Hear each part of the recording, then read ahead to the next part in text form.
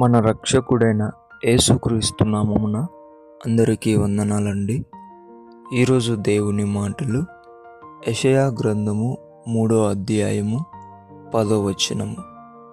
మీకు మేలు కలుగునని నీతిమంతులతో చెప్పుము, వారు తమ క్రియల ఫలము అనుభవింతురు. ప్రియమైన దేవుని బిడ్డలారా, ఎవరైతే యేసయ్యతో బ్రతుకుతూ ఉంటున్నారో వారందరికీ కూడా కొన్ని శ్రమలు వచ్చినప్పుడు, కొన్ని బాధలు వచ్చినప్పుడు, కొన్ని అవమానకరమైన మాటలు మీద పడినప్పుడు, క్లిష్టమైన పరిస్థితులలో ఒక ఆలోచన వస్తుంది. ఏంటది? నేనెందుకు ఇంత మంచిగా బ్రతకాలి? నేనెందుకు ఇంత నీతిగా నిజాయితీగా ఉండాలి? నాకేం లాభం?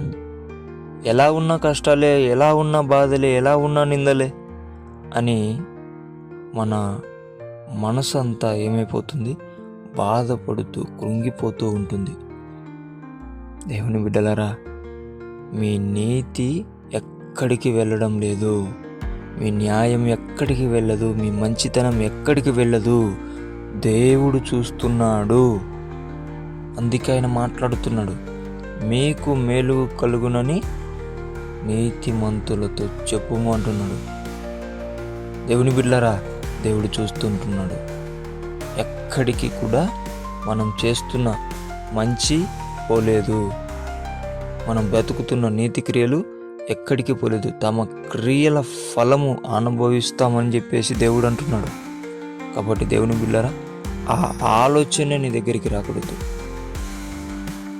దేవుని దగ్గర సంతోషంగా కృతజ్ఞతలు చెల్లిస్తూ దేవుని నామాన్ని మహిమపరుస్తూ ఆయన ఒకరోజు గొప్ప ఫలితం నీకు ఇవ్వబోతున్నాడు. నీ నీతిని బట్టి, నీ న్యాయమైన జీవితాన్ని బట్టి, నీ మంచితనాన్ని బట్టి.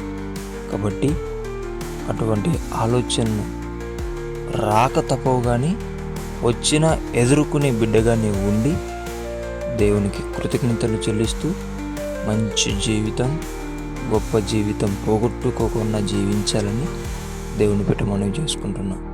దేవుడి మాటలను దీవించునుగాక. ప్రార్థించుకుందాం. దేవా, మీకు వందనాలు, స్తోత్రాలయ్యా. నీ బిడ్డలను అపవాది ఎన్నో రకాలుగా శోధిస్తున్నప్పుడు నీ బిడ్డలకు ఇలాంటి మాటలు చెప్పి బలపరచండి నాయనా. తండ్రి, నీతిమంతులు, మంచి పని చేసేవారందరినీ నీవు చూస్తున్న దేవుడవు ప్రభా.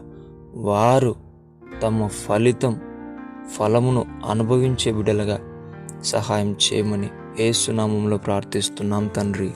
ఆమేన్.